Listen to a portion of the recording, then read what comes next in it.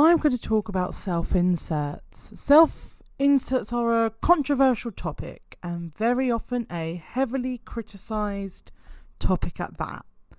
If you type in self-insert into YouTube, you will find many videos discussing them, and I'm just adding to that. A self-insert is simple. It's when a writer inserts themselves into the story. But the question I want to ask is, are they always terrible? Do they always make the story weaker? Are self-inserts a modern trend in comics? Have they always been in comics, and have they always been a plague to comics? This video came about today after I read a claim that Gail Simone, the current writer of Uncanny X-Men, has introduced a self-insert.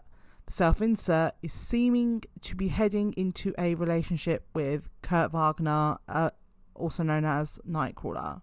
Is this the first comic book self-insert? No. Self-inserts have a long history in comic books. We have a lot of our favourite characters or favourite storylines as a result of self-inserts. One of the prime examples of a self-insert in comics is Spider-Man. A lot of Spider-Man writers have used Peter Parker as some form of self-insert. When you think of his character, a geeky kid who got superpowers, still somewhat socially awkward and humorous, you can see how many comic book writers identify with that.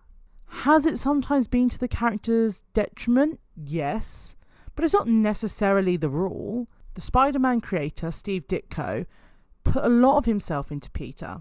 It's littered all over the first run of Spider-Man. Ditko was famously an ardent supporter of objectivism. Examples of this belief system are throughout his work. Peter Parker operates and voices the opinions Ditko held. So what is objectivism? Well, my brief high-level summary is, it's the belief that knowledge is acquired through reason and is objective, and that the proper moral purpose of one's life is the pursuit of one's own happiness. That's basically what it is.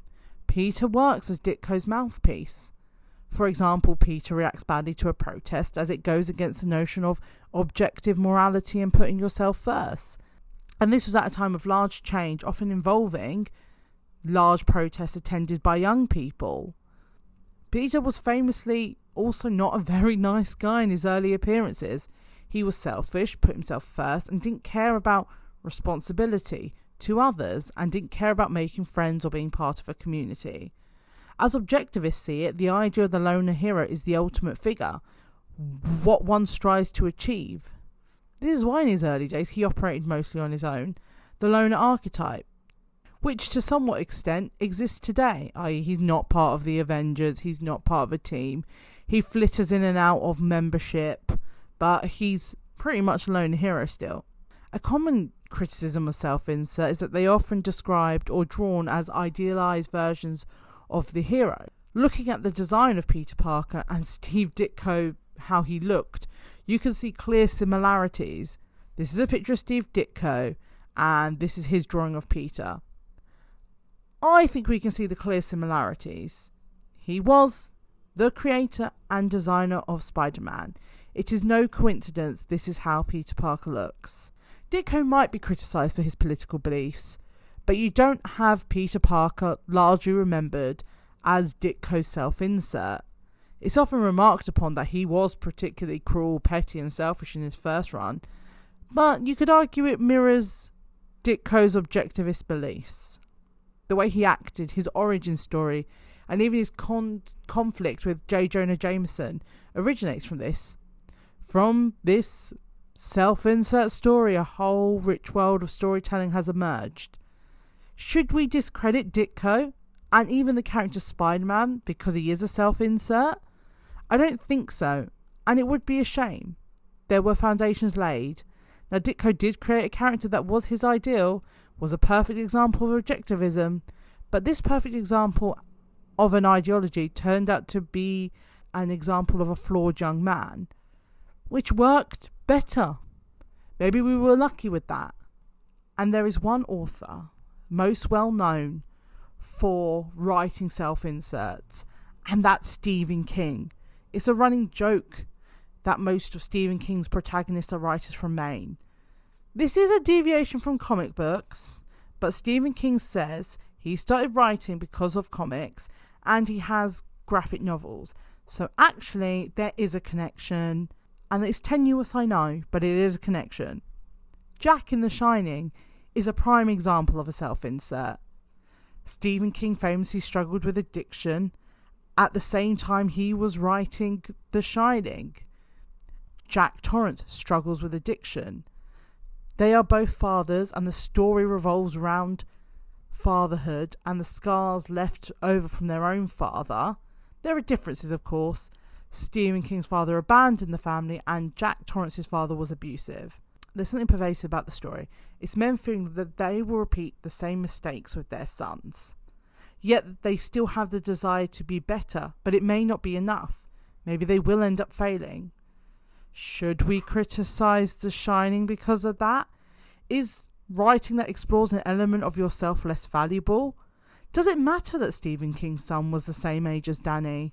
Is he just a man imagining this whole crazy situation that he's been put in, which makes it a crazy vanity project? In my opinion, no. The story is great. Self-inserts work amazingly when they are allowed to be used to explore the world of the writer. Stephen King was writing from a perspective that he understood. Jack as a character works because it isn't this character removed from being human. It's a human experience which is terrifying on its own, but adding the nature of the hotel, it makes it all that more impactful. Without this vehicle of understanding and experience from the writer, who would Jack be? His anxieties and Stephen King's anxieties and self-loathing and doubt is spilled onto the page. It isn't a romantic look at a man, it is a tragic tale of a father not being enough. Stephen King famously hates the Shining film. Why? It's made clear in the book how much he loves Danny. They have a brief scene in the film, but it can come across more threatening. At the end of the book, it's clear that Jack is possessed by the hotel and that it's taken over him. That something is telling him to hurt his son. Now, my opinion has always been that the change in the film to make it more ambiguous of whether Jack wanted to just kill his family or whether he was possessed is what made it so hard for Stephen King to watch. It was too personal. He was too connected to the character Jack. Jack was him. He doesn't mind Jack being a lot of things, but not loving his son, wanting to hurt him. That was too personal. It's when we go into wish fulfillment I can see the issues that may arise. But Spider-Man again was Steve Ditko's wish fulfillment. Spider-Man in his early run goes out with Betty Brant, which is apparently a reference to Steve holding a flame for a colleague that was like a secretary in the office. There are more examples of wish fulfillment out there, Bella Swan being one. It wasn't just wish fulfillment for her though, it was wish fulfillment for many teenagers, which helped sell it. So maybe that's what Spider-Man was. Do a lot of people like a bit of wish fulfillment that they can identify with? Maybe. But a lot of people do grow out of it. We have seen self-inserts come up more recently in romantasy books. The issue with these are they are not flawed. They are seen as the most perfect being to have ever existed. They don't experience anything that they are not the lead of. No characters have an impact in the story besides them. The story stops making sense to serve the fantasy of the author. Self-inserts being used to explore your real life, lived experience isn't bad. It's about good writing. It's about creating a plot that makes sense. So, is there an issue with Gail Simone's self-insert? If that's what she is? Well, to be honest, it's yet to be seen. The character is somewhat important, but she's a human advocating for peaceful human and mutant relations. She has made an impact, but not changed the whole trajectory of mutantdom and the X-Men. The character isn't taking up too much space and not becoming the most important figure in the series. She's appeared in about 5 issues, not taking up more than 3 pages in each issue she's in. Most of the time with her children. Her first appearance was not a large event, it was by chance. Her child was saved by Kurt Wagner, and as a result she became a friend to the mutants.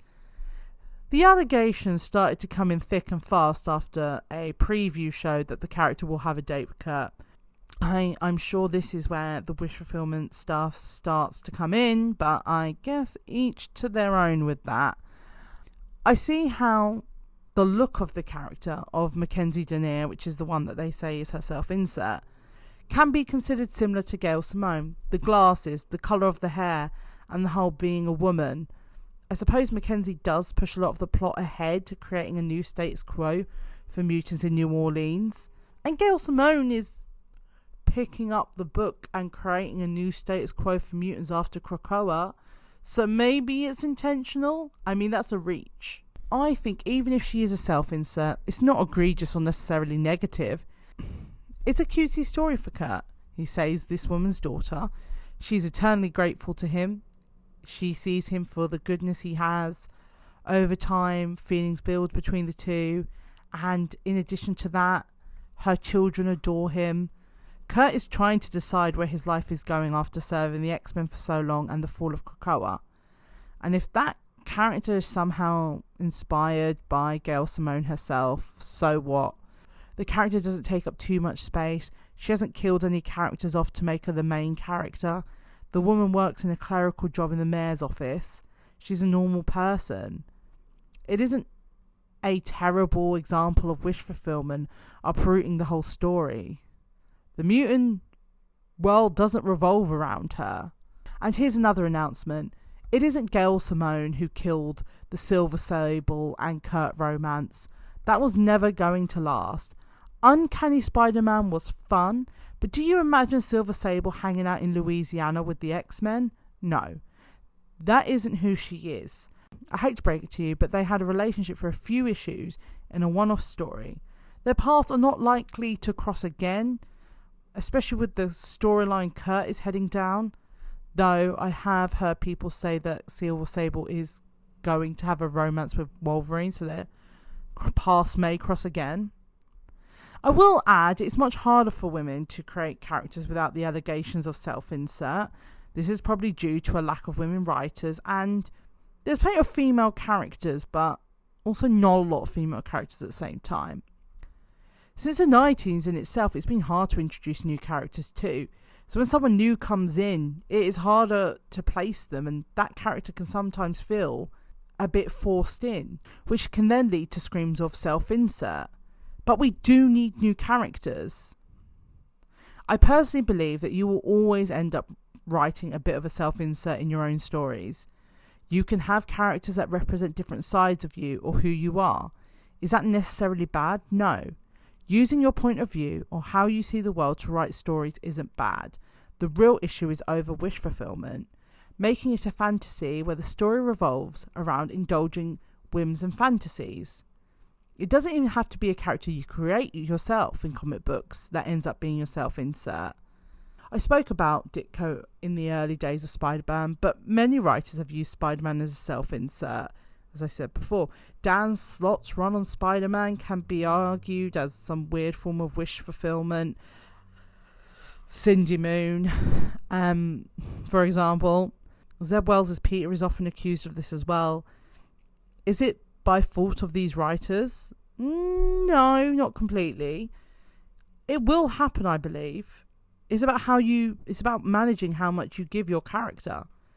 Do you give them everything they want? Are they the most perfect person with no flaws? Well, that's just writing a bad character. It's about good writing, whether they're a self-insert or not. Self-inserts are inevitable. Just make sure the storytelling is good. A lot of these comics today that we like to read exist because of self-inserts. A lot of the stories we love do. I'm going to say this, embrace the self-insert and criticise the storytelling. The Shining is how self-inserts work amazingly. Bella Swan isn't. So embrace the self-insert. Enjoy the comics.